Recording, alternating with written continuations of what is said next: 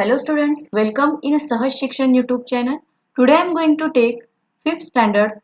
Subject is a Environmental Studies Part 1. In that second chapter is a motion of earth. Motion of earth means पृथ्वीचे फिरणे.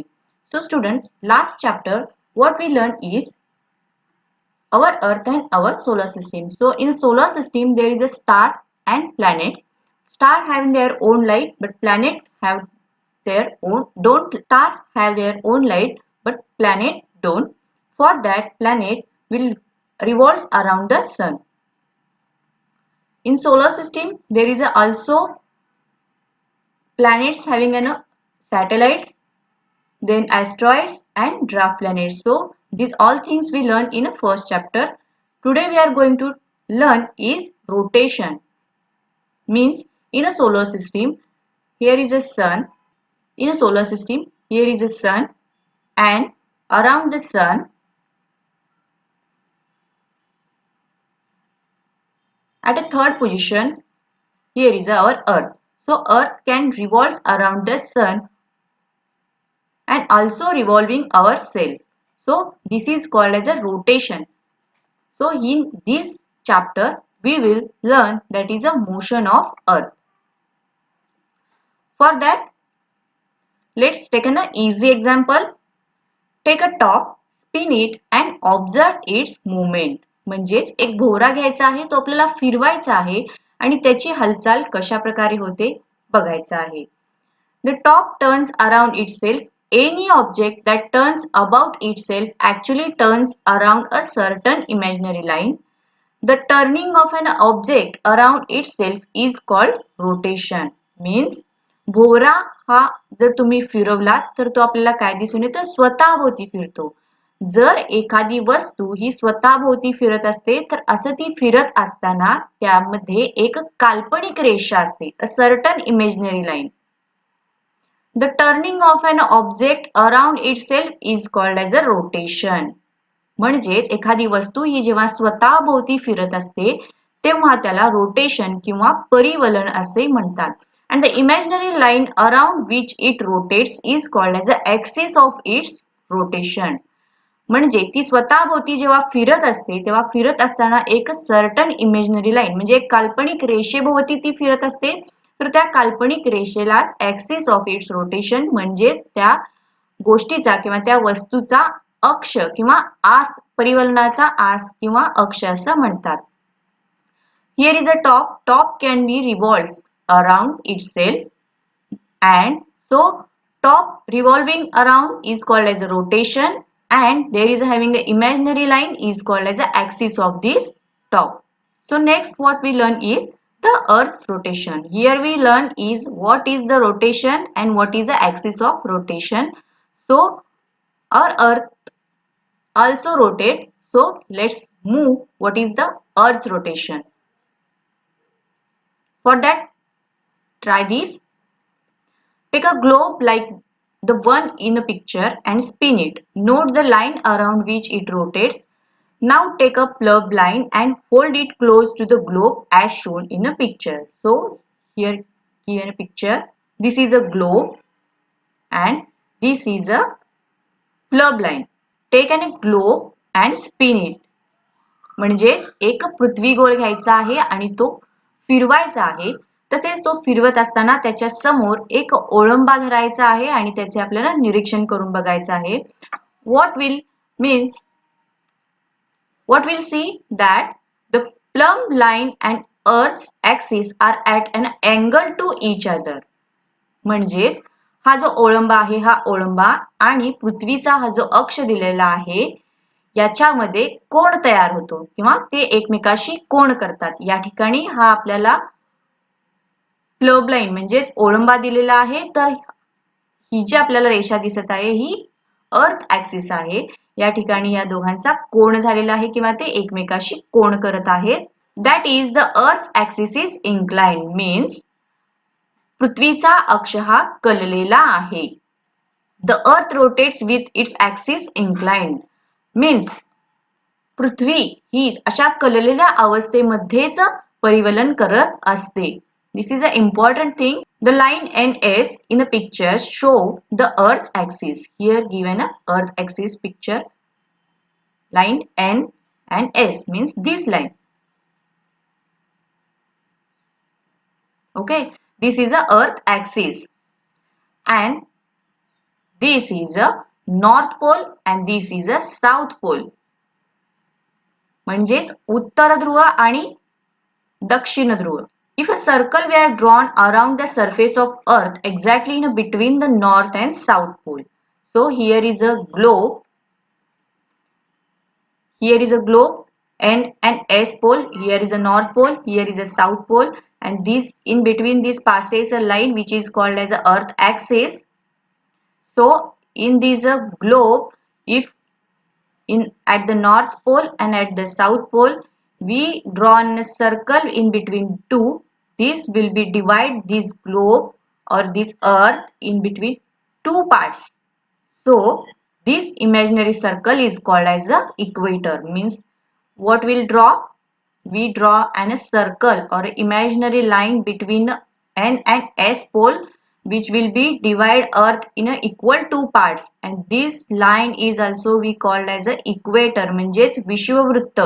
The two equal parts it makes of the Earth are called as a northern hemisphere and southern hemisphere respectively.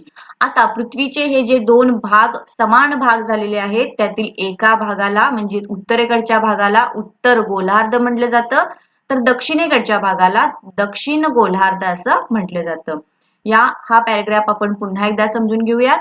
If a circle were drawn around the surface of Earth exactly in between the North and South Pole, म्हणजेच या ठिकाणी आपल्याला north pole आहे तर या ठिकाणी south pole आहे. या दोघांच्या मधून जेव्हा पृथ्वीला आपण एक इमॅजिनरी किंवा एक सर्कल ड्रॉन केला तर या पृथ्वीचे दोन भाग पडतात आणि याच इमॅजिनरी सर्कलला किंवा त्या काल्पनिक वर्तुळालाच इक्वेटर किंवा विषुववृत्त असं म्हणतात. तर या विषुववृत्तामुळे पृथ्वीचे जे दोन भाग होतात त्यालाच northern hemisphere and Southern hemisphere असं म्हणतात. म्हणजेच उत्तर गोलार्ध आणि दक्षिण गोलार्ध. So here what we learned is Earth rotation, how Earth rotate and what the equator, what the northern hemisphere and southern hemisphere. So again try some another. Stand a candle in the middle of the large table. Draw a big circle around the candle. Place a globe at one point on this circle. Light the candle.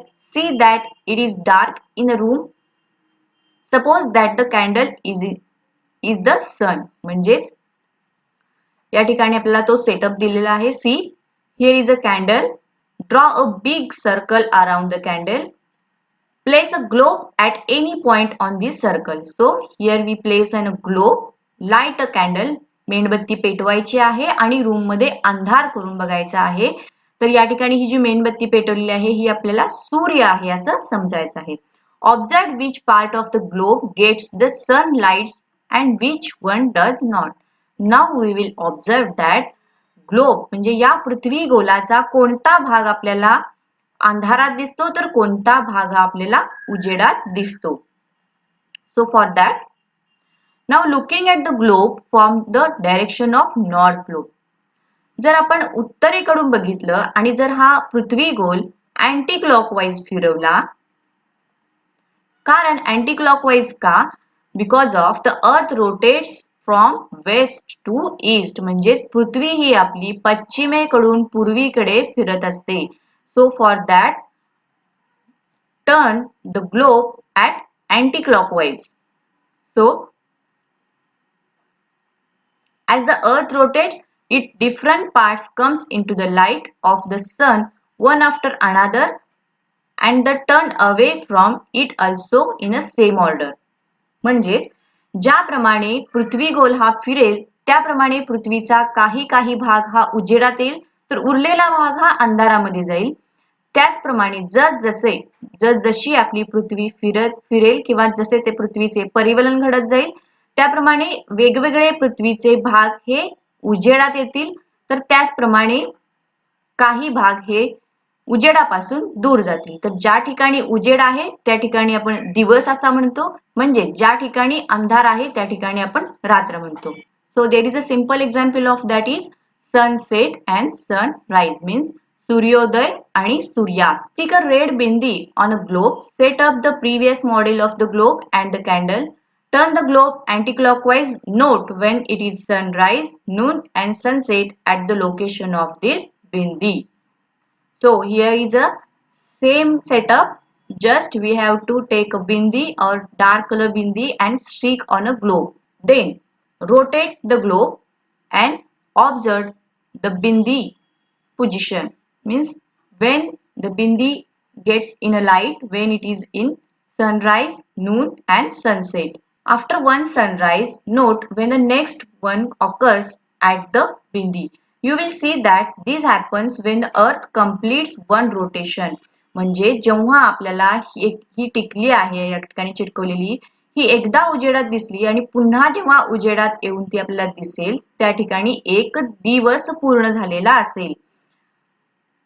Means Earth can be completes its one rotation म्हणजेच त्या ठिकाणी पृथ्वीचे एक पूर्ण परिवलन झालेले असते.